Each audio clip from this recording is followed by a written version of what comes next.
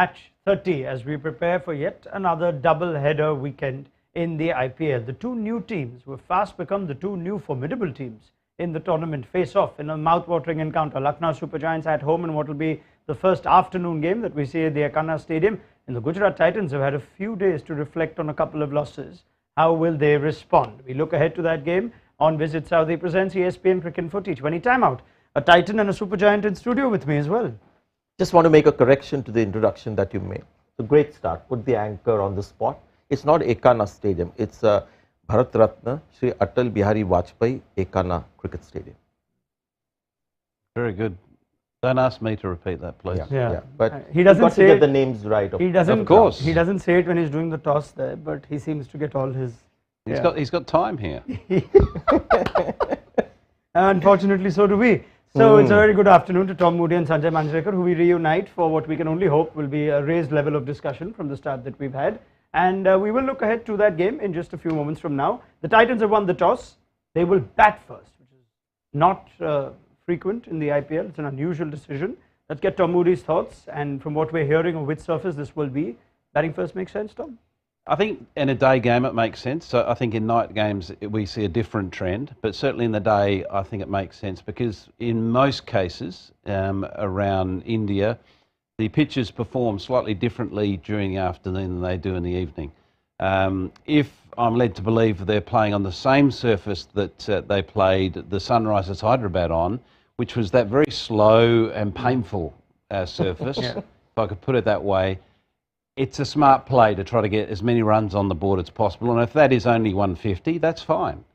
But it's always harder to chase down totals on a slow surface. Lucknow are obviously putting a lot of thought into what kind of surface they shell out for different teams. Looking at the Titans, the Sunrisers did not get to that formidable enough score when we saw this painful game last time.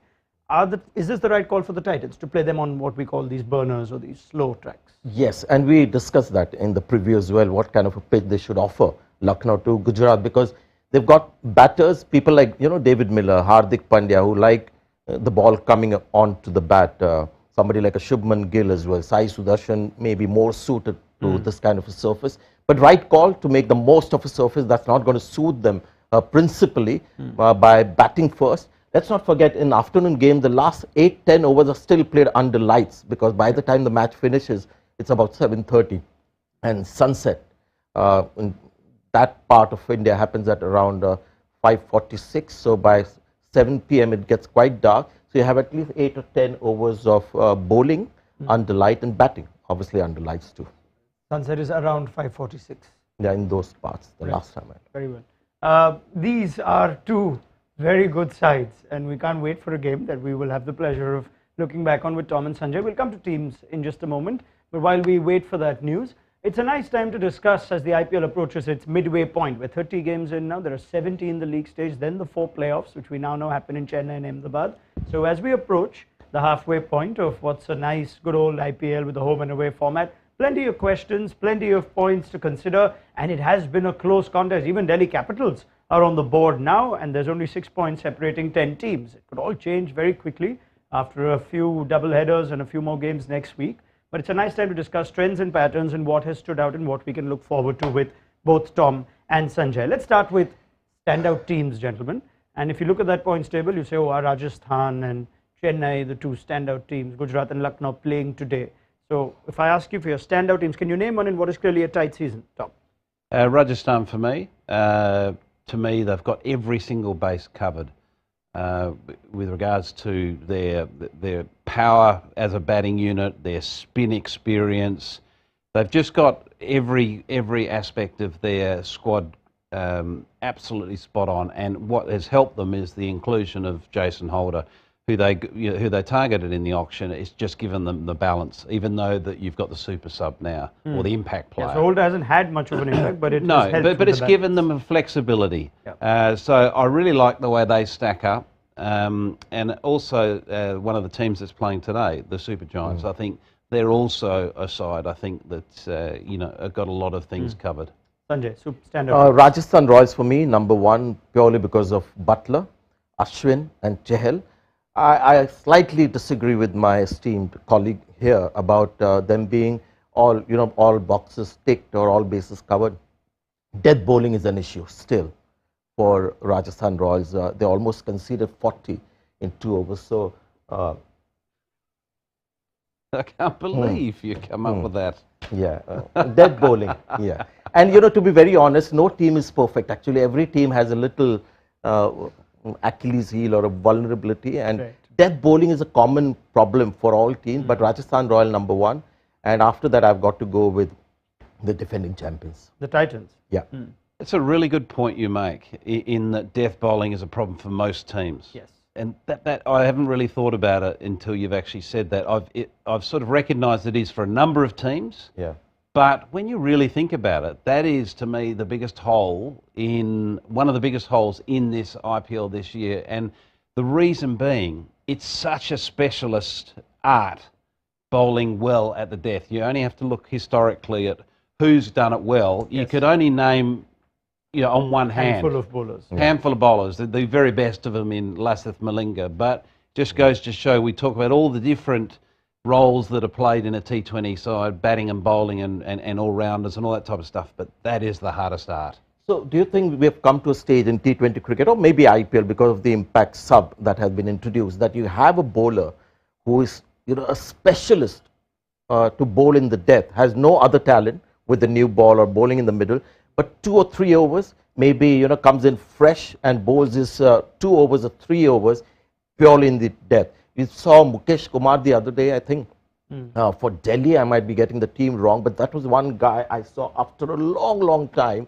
bowling 5 Yorkers and nailing most of those Yorkers. So somebody like that, because eventually you realize the Yorker is the one ball that can keep batters quiet. 40 almost conceded. Are there enough such bowlers though who can only do a specialist job? No, we start training these bowlers for You're saying future IPL. that is now something teams must invest in. Yeah, because you're getting 30 runs in the last over. You're almost getting 40 in the last 2. I mean, when Malinga was bowling, or a Bumrah, or guys who had the Yorker at their calling, it would be impossible to achieve those kind of targets. I'm going to open a death bowling academy Hmm. and produce only death bowlers. Only joking, I'm not going to do that. and I hope But that's what you're talking about. Yes, yes. Someone because I think that from a bowling perspective, you've got to have certain technical, skills to be able to perform. There's certain bowlers that find it difficult to bowl the Yorkers, and then you've got your Malinga style or your Patharana style of more slinging style, or your Wakar Yunus style bowlers from the past that manage to get that ball into the block hole a lot easier than others. Is this a trend that may be specific to just this IPL, or do you see this now continuing in the IPL going forward? If we had Bumrah, Archer, Prasidh, thinking maybe Reece Topley, some of the higher standard of bowlers that unfortunately this edition of the tournament doesn't have, would that change things? Would we But there's see still a handful. You counted the Yes. best, and we still have 3 or 4. So if somebody sets their mind to it, have that kind of a vision, maybe every franchise now only scouts for guys who can bowl 2 overs. Because now with 12 players at your disposal, you can actually have somebody, earlier we used to play bowlers who could bat a bit, or batters who could bowl a bit. Now you can have a specialist death bowler instead of that player, because that player is no more featuring in this IPL. We haven't seen Tewatia bowl a single over. Shivam Dubey also hasn't bowled an over yet. Yeah. Deepak Hooda too. Okay, interesting.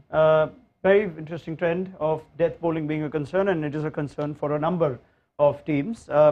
What about some almost romantically pleasant comebacks for the older boys? It's been a year where Ishant Sharma has won a player of the match on his return, so too has Mohit Sharma. Piyush Chawla, who we all thought was done, seems to be Mumbai's most important bowler suddenly, and we've already spoken about Ajinkya Rahane and his wonderful comeback. Why have these seasoned Indian players found success in this year's IPL, do you think? Short sample size yet. Okay. So I want to see them in the few more matches that come up with Ajinkya Rahane and also the name that you Piyush mentioned. Chawla. Piyush Chawla, Amit Mishra are guys who 2 years from now also will come and land the ball in the right conditions, right batting opposition, they'll still do well. But I'll just see how these batters, there's another name that you mentioned. Mohit Sharma, Ishant Sharma. Yeah, Ishan Sharma as well. I want to see him play a More few more games. matches because he was struggling. After he finished his 4 overs, you saw him, he was really panting, he left the field. So how long can they continue? So we can't say yet that, you know, Okay. these are nice little dream comebacks for all these aging players. Let's wait a while. Do you agree with that, or do you sense this, even by the IPL's high standards, it is a surprise that these players who we thought are past their sell-by date have had an impact? Well, my theory on it, and this is not taking anything away from their performances and you know the quality of the players that they are and have been, is that now with a 10-team tournament, players like that are getting more opportunities where they wouldn't have done otherwise. So therefore, the depth of quality, both domestically and internationally, has been challenged. Therefore, we're seeing players debut when you wouldn't expect them to debut, and you're seeing players, you know, have this renaissance when you wouldn't expect them to have that. Mandeep Singh, Manish Pandey, again, you know, people have gone back to those batters. If there were lesser teams, I think those guys would not have featured. But yes, you are forced to go back to those players that you've tried and tested before and haven't quite delivered. From what you sense of what you know of the franchise circuit, we had 10 teams last year too, but we didn't necessarily see this bunch of seasoned cricketers find either a team or even any game time if they were with a team. Has there been a change this year to going back to experience and not trusting as much in scouting? It's not like we've seen 5 or 6 really great sort of bright Indian players in their first season. The IPL tends to throw 5 or 6 names for a debut player. I don't think we've got that this year, fair to say? I think the last year being all concentrated in Mumbai, the games, because of the the situation that we face globally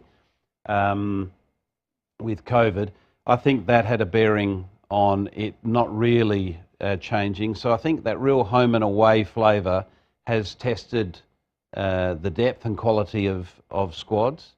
And I think the injuries that we've had, which has been a higher number of injuries, I feel, coming into this IPL than any other IPL that I can remember, has also exposed what we're discussing. Yeah, with Ishan Sharma, that is the case. You know, if there were guys who were fit, their first choice fast bowlers, if they were fit. With batters, one important reason is that every team is now having a pure batter batted number 8. Today as well, for the Titans, you'll see Rashid Khan, a pretty capable batter, batting at number 8. So you're talking about 80 batters featuring in this IPL. That's how, you have to go back to a Mandeep Singh or a Manish Pandey. Ajinkya Rahane has got an opportunity because of that. Spinners, Piyush Chawla, Amit Mishra should never have been out of IPL squads. Now, because you can just bowl them 2 or 3 overs and then leave them out on the dugout, the value of Piyush Chawla and Amit Mishra, the orthodox. Sharma too, that and also the new generation of T20 batters are not great at scoring 20 runs against a proper wrist spinner who can turn the ball. I think the point around wrist spin too is I think the older you get, it's like a fine wine. The better you become, because it's such a difficult art. So if you're prepared to put in the physical work to hold your position on the field, and both the two examples that we're talking about have done that work, you never lose the art, because the greatest challenge a wrist spinner particularly has is more of a, not so much a skill challenge, it's more how to play the game under pressure. And both those guys have played so many years and they know pressure inside out. All right. Then I guess it's a nice point to get into on whether the Impact Sub has elevated the spectacle that we like the IPL to be. Because while we're not looking at directly what an Impact Sub may have done, an Ambati Raidu may have had a quiet season, or a Ayush Badoni may have had a quiet season. These are the kind of players that are being subbed in and out. But has it indirectly given us a higher standard of cricket to watch with either these wrist spinners or specialist batters or specialist bowlers? For me, yes, and you've heard me say this multiple times.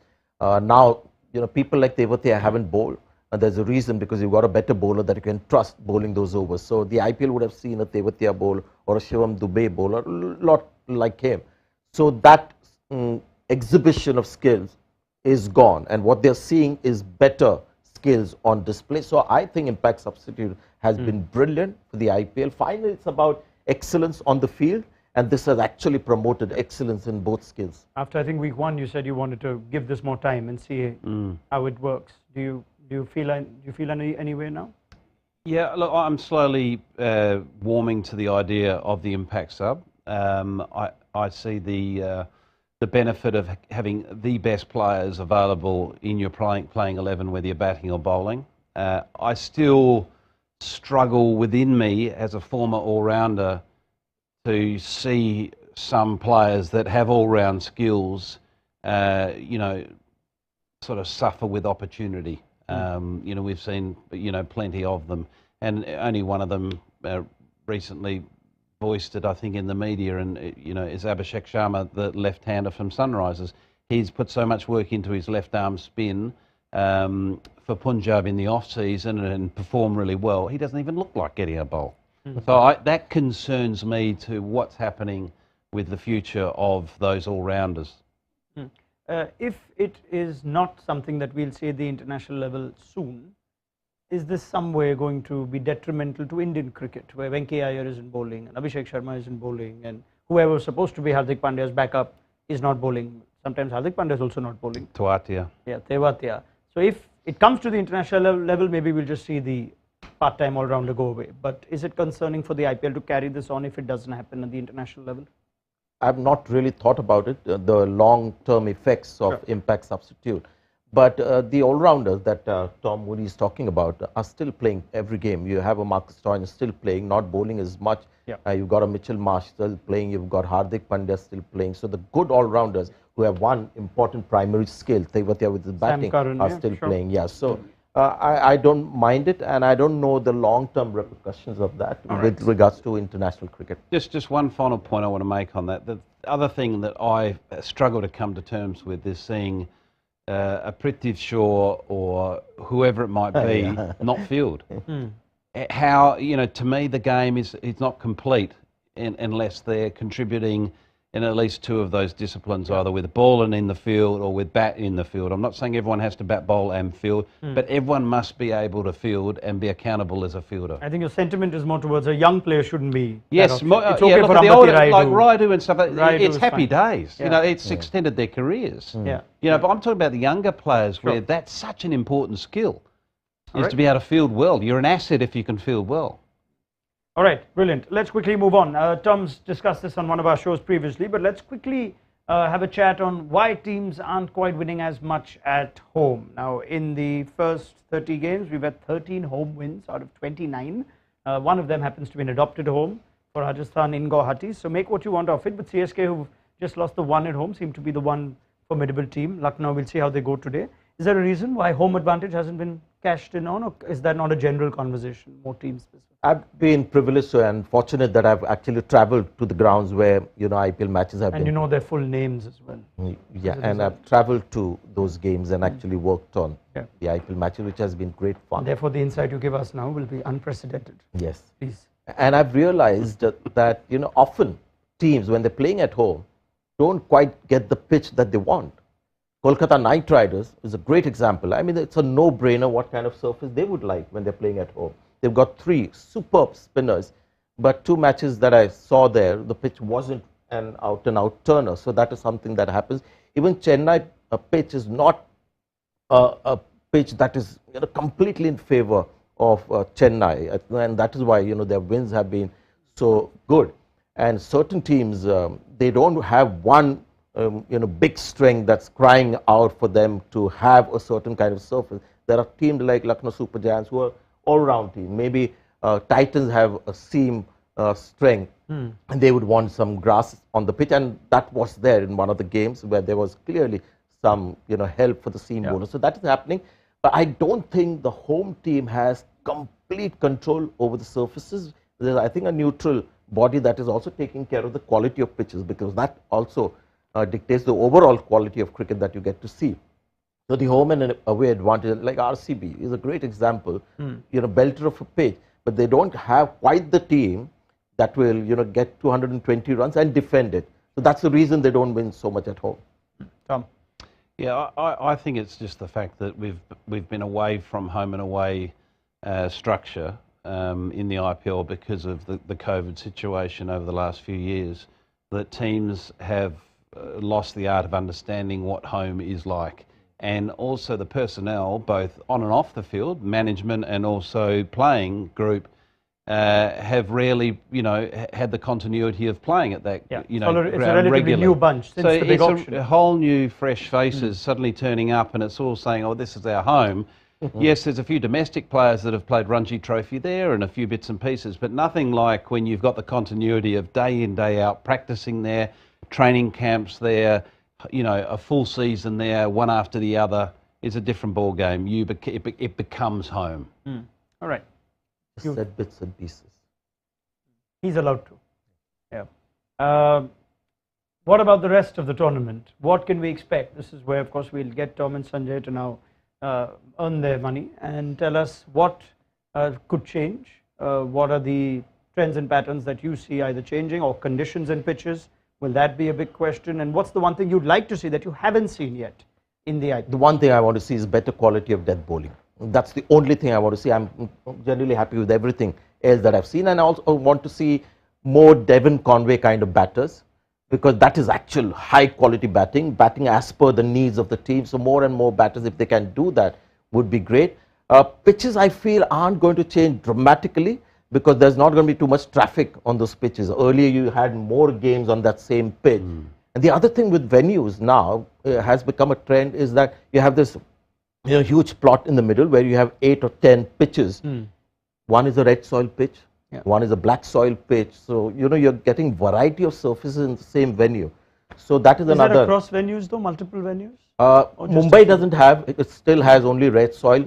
Bangalore, interestingly, has red and a mix of black and red. Ahmedabad also has that. Today at Lucknow, we have a proper black soil, which is like a central India pitch, and also a western, red soil pitch.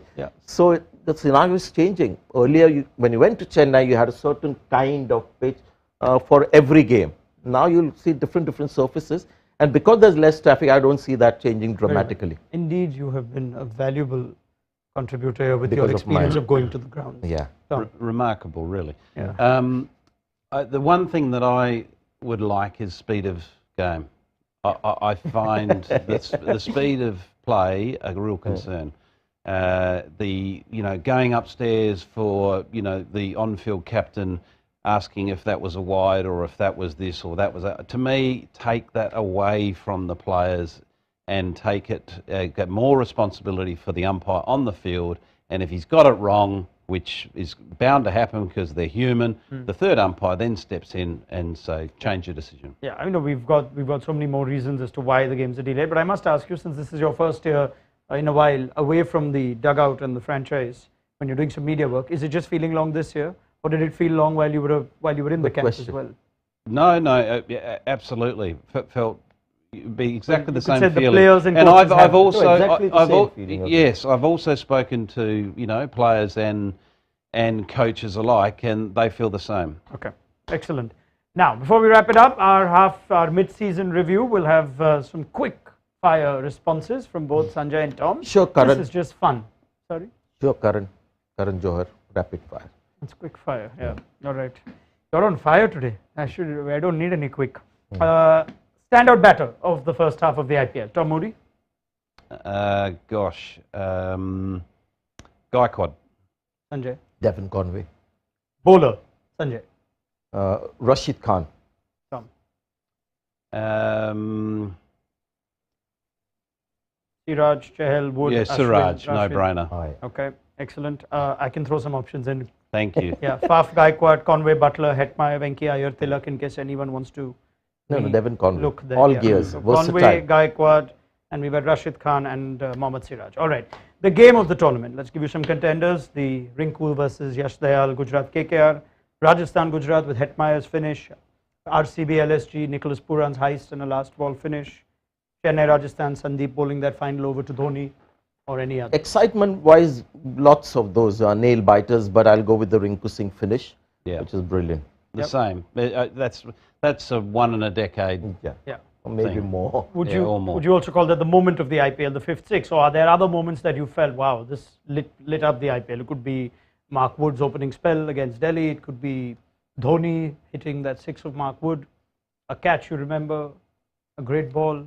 For me, again, Rinku Singh, because again, when I was doing that match from ground. I was a commentator on the ground, and I was going down to do my post-match presentation. So I was on the sideline, and the bowler ran in Yash Dayal, and I actually saw it from ground level, him hitting the ball, and he actually hit the ball and didn't look where it landed. He just started sprinting. So that moment, I forget a lot of moments in the game that have happened recently, but that's one that will stay with me forever until my last breath. Beautiful, beautiful. And basically, he saw you at the ground, and then he didn't want to see the ball. He just turned away. So is he still talking about Rinku Singh? Yes. Oh, okay. I thought I lost my way there.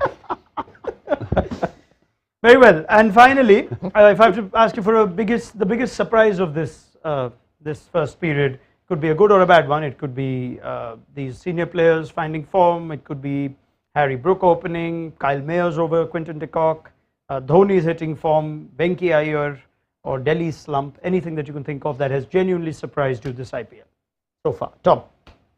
I would say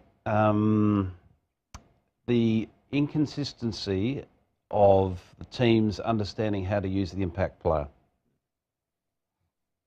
Ajinkya Rahane, what he has done so far, a guy who had a strike rate of 103 is striking at almost 200. I don't know how the season eventually will end for him, but so far it's something we didn't expect, I didn't expect, but very happy for him. Okay, if I could just, that wraps up the quick fire, but your response just triggers another question on whether teams can now change the way they've been using it. If you aren't quite seeing returns from it, they seem to be doing more or less the same thing, you can almost predict who the impact subs are for each team. Is there a case for some teams, especially those who are struggling, or maybe even those who are in the top four, like a CSK with a Raidu, to change it up, maybe throw in another player, a young player instead of a senior player? Anything you see changing? Look, again, I think it's going to constantly surprise us because we've seen it used, like, for instance, Faf du Plessis, unexpected, but that was, a strategic play because of his injury. So I think we're going to be constantly surprised, and there's going to be no sort of consistency with it. Yeah, Rohit Sharma too the other day. So I think some of the captains are using this quite. Yeah, but the actual use for impact and not so much for fitness, I'd like to go the safer way. Have a quality batter if you're batting first, that extra batter, and a quality bowler if you're bowling second. Teams that have used the impact sub at the very last minute, who have thought, okay, let me get this guy in at this time.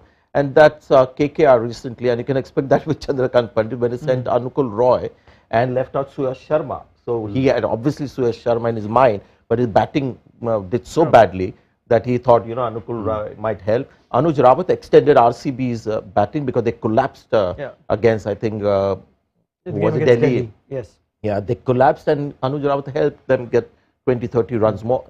Not himself, but a partnership endured. Yes. And yeah, that made a difference as well. Very well. Okay, this was a fascinating chat. Thank you, Sanjay and Tom. Thank you. Can't wait for the two of you to be paired together. I think it will be only after the next half is more or less done. So that's why we wanted to have this chat, even though we're not really exactly at the halfway point. But you can forgive us looking at the depths of intelligence we have on our panel today. Let's go back to the game. Let's have a look at the teams, and it'll reflect conditions as well. The Titans are batting first. Let's have a look at them. And it looks like Sai Sudarshan will miss out today. So they've got Vijay Shankar back, and in what is clearly a decision based on conditions, Alzari Joseph misses out, and Noor Ahmed will start. As I look at the team, it looks like just 3 overseas, so they will have the option when they come out with ball if they want to introduce either Josh Little or go with an extra spinner in Sai Kishore or Jayant Yadav. Quick response to that, Tom Moody, no Alzari Joseph and Noor Ahmed? Yeah, interesting. No, Alzari Joseph, I know we're thinking that it's going to be quite a slow turner, but he's got ball speed, so he's bowling sort of 150. So I'm a little bit surprised that he's not there, and that may be illness or injury. Titans are batting first, right? Hardik won the toss, elected to bat first. So we are seeing the batting 11. Correct. That's the starting 11. Yes. And 3 foreign players. Yes. So good chance Alzari might. Alzari is not on the. He's not on bench. there, so Little will come in. You know what? Where I'm sitting, Yes. I'm not getting to see the bottom of the screen. No problem. This is terrible. No I have problem. You need to get a cushion on your chair. Like how when you go for your haircuts? Yes.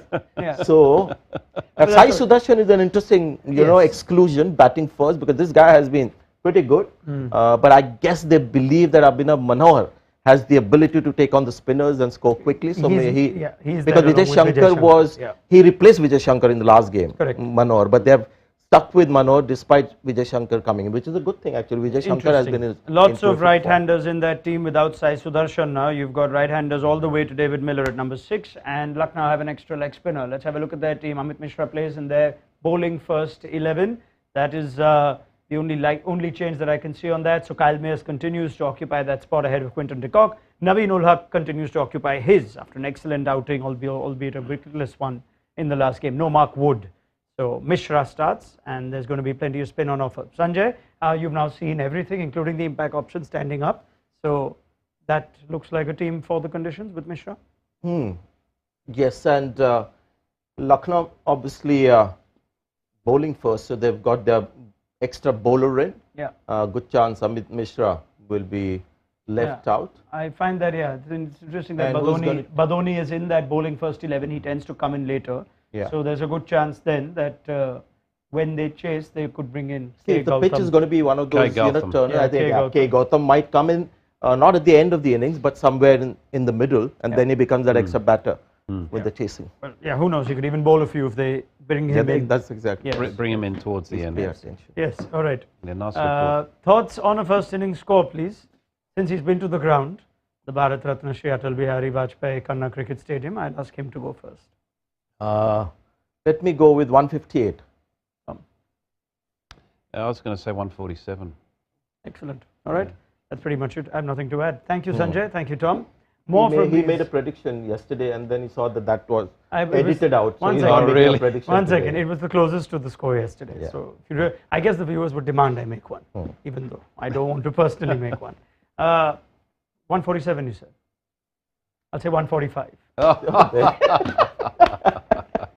I like it. See you at halftime on Visit Saudi presents ESPNcricinfo T20 Time.